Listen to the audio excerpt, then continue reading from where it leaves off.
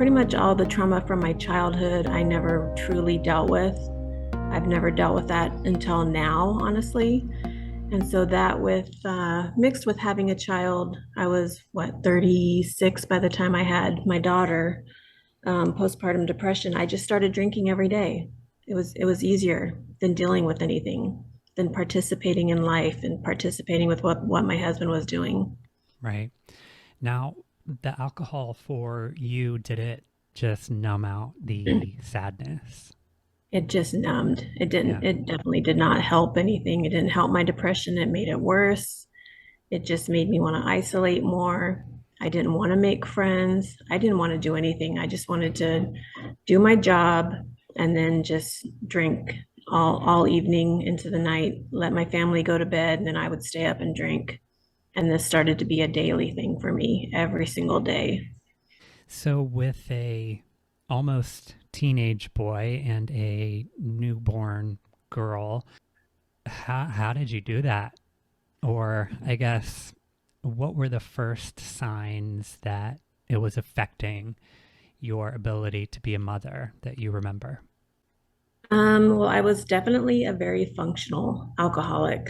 Um, I still did everything I was supposed to do as far as work, activities with my son, with my newborn. Um, I usually did not start drinking until the middle of the day or the evening, when I knew my husband was going to be home and could handle things in case I couldn't, kind of thing. Um, until around, I believe it was 2014, my health started declining. And I didn't know why, other than, yes, I was drinking, but my health, as far as my heart, I started having heart issues. And one day, I basically went into AFib, and I didn't know what that was. My husband took me to the emergency room. Within the month, I ended up having an open heart surgery. Oh my. And yeah, so this was very sudden. I was never honest with the doctors, telling them how much I drank, when you fill out that form. Right. Oh, sure, I have a few drinks a week. Two to Yeah, three a week. 2 to 3 a Yes. week, Always 2 to 3 a week. more like bottles a day. A But yeah, day. Right. yeah, my husband would look at me when I was filling out this paperwork and be like, are you going to tell them the truth? And I'm Let's like, be truthful with yeah, the doctors. I did the yeah, same thing though. I had a never. stroke at the age of 32 and did the same thing. Yep, Never, and they never brought up alcohol.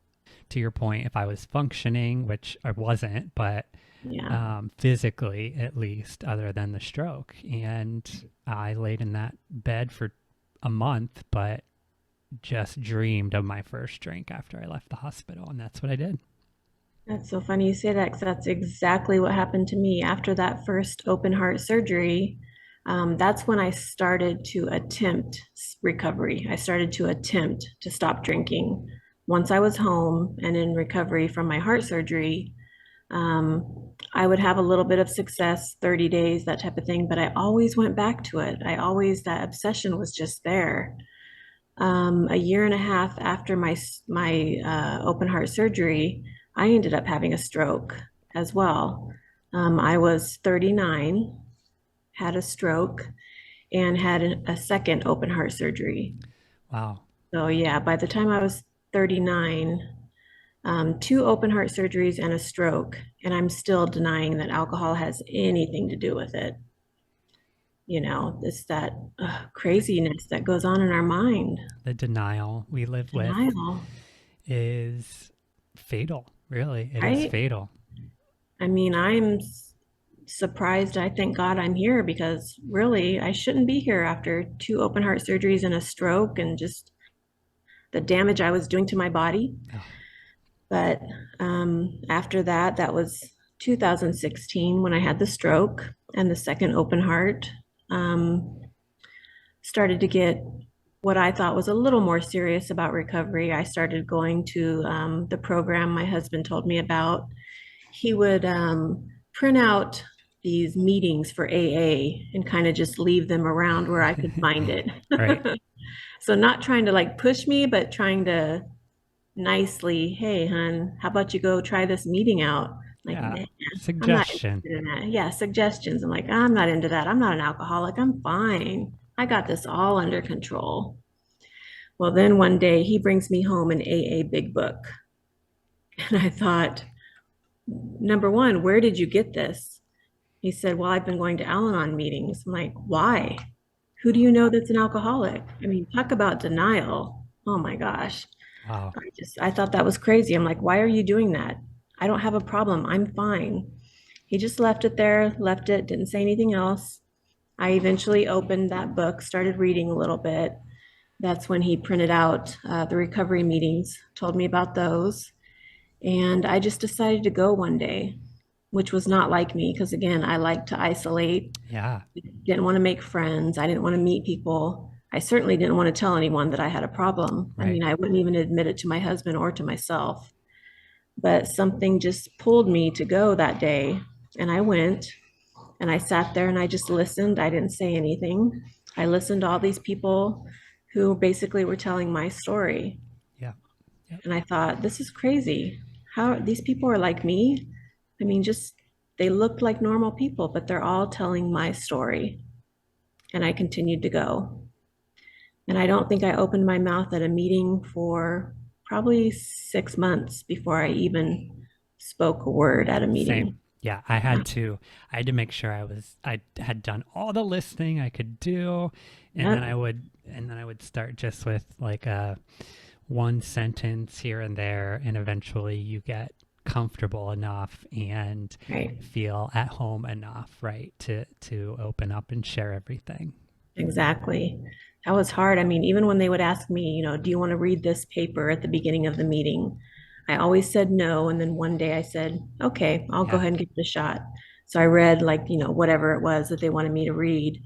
And then when it was time to go around, I remember it stopped at me and I said my name. Hi, my name is Shrrene, but I had never said, and I'm an alcoholic. And I said it that day. Mm. And as soon as I heard those words come out of my mouth, I cried the whole rest of the meeting, didn't speak, didn't say anything else, went home and I'm like, oh, I guess, okay, I am an alcoholic. Maybe I need to keep doing this. And that's when I started getting a little bit of sobriety, 30, 60, whatever. But I always went back to it, always, God bless your husband for right? starting to go to Al-Anon, introducing it in just the perfect way. Wow, I love that story.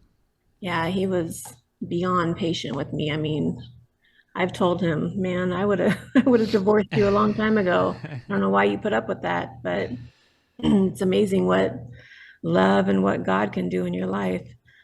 After attending AA quite a bit, I decided to check out the CR meetings he kept telling me about because that was something him and my daughter were going to. She would go to the childcare and he would go. So I always tell him, you even got my daughter to start getting me to go. He's like, no, no, no. I didn't tell her to say that because she would say, Mom, why don't you go to CR with us tonight? I'm like, nah, because that was my opportunity to stay home and drink. Right, right. But I decided to go one time. Again, just like AA, I went. I'm like, all right, I'll give it a shot. Just go, be quiet, not say anything to anybody, not talk. Well, they had an addictive behaviors group. So I decided to go to that group. And I saw women in there that I see at church like every Sunday. I'm Mm, like, wow, these women have a problem just like me. That's when I started to finally open up. It wasn't at AA. I still would go to AA religiously, but yeah. I didn't start opening up until I went to the CR meetings and I saw that there was women there that I thought were just normal people that didn't have an alcohol problem. Yeah. Wow. Then I started sharing finally. So, are there opportunities to sort of mentor or give back within the CR community? Oh yeah. So now with 3 years sobriety under my belt, I go to CR weekly. I help lead studies. I lead step studies, which is just basically it's the 12 steps of recovery, just like AA, but it's biblically based, so it's Christ-centered. But it's basically the same thing. Yeah. It's just, our higher power is God. I mean, your higher power can be whatever you want it to be. For me, for the longest time, it was nothing until I started going to CR. And so I do that weekly. Um, I now share my story with other people. I started a blog. Amazing. Where can people find your blog? It's called confessionsofaclosetdrinker.com. I love it. Very That's where appropriate. I hid my alcohol in my closet all the time. I mean, in shoe boxes, in clothes, in purses, anywhere I could. And my husband would always find it. So, what I did when I finally decided to get serious is I eventually cleared out my closet and I turned it into a prayer closet. Ugh, I And love now I that. have a little area in there with all my little books and my little chair candle, where I can go in and just sit and pray, read my books, do whatever. So I've turned it into something positive. That's amazing. I love that. Yeah. We'll link the blog site in today's show notes. Thank you. Tell us maybe a few tangible things or takeaways for our listeners that could be in early recovery or maybe are similar to you in the fact that they can get 60 days, 90 days, 1 year, but seem to start over. Let's talk about some takeaways or tangibles. I think for me, it was staying connected. Even though, like I said, I was an isolator, Yeah. I still tried to stay connected as much as an isolated person can, whether that was just by reading my AA book or I'd go to those meetings. Um, Reaching out to people is huge. For me, I never did that in the beginning.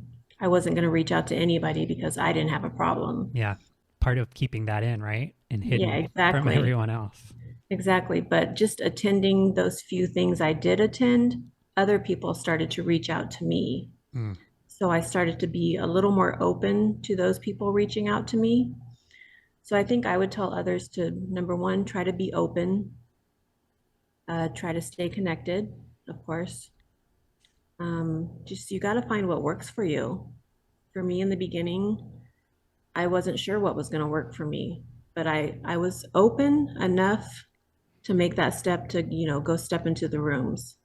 So even though, I wanted to stay home and isolate, I allowed myself enough space in my heart, my mind to think, just go try it. I mean, what do I have to lose?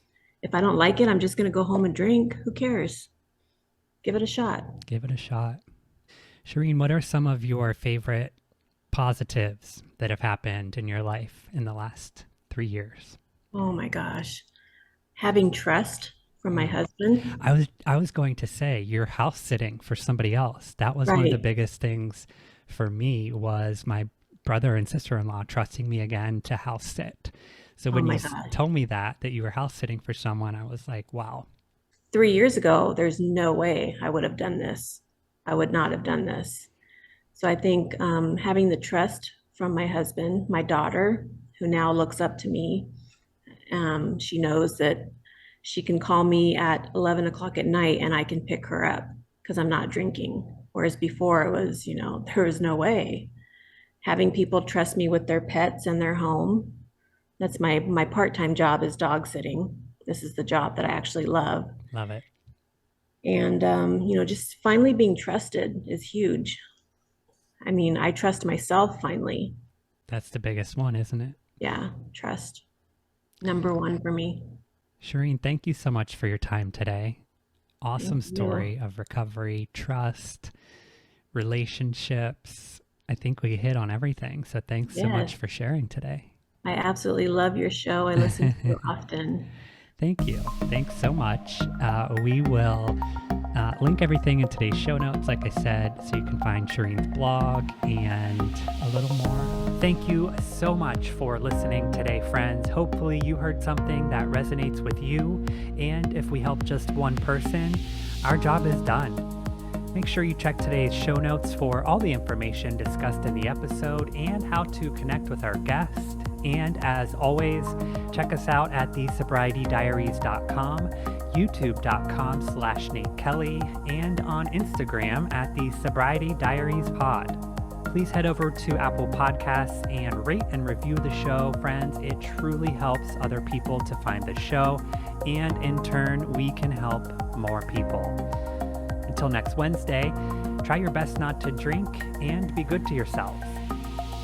Bye, everyone.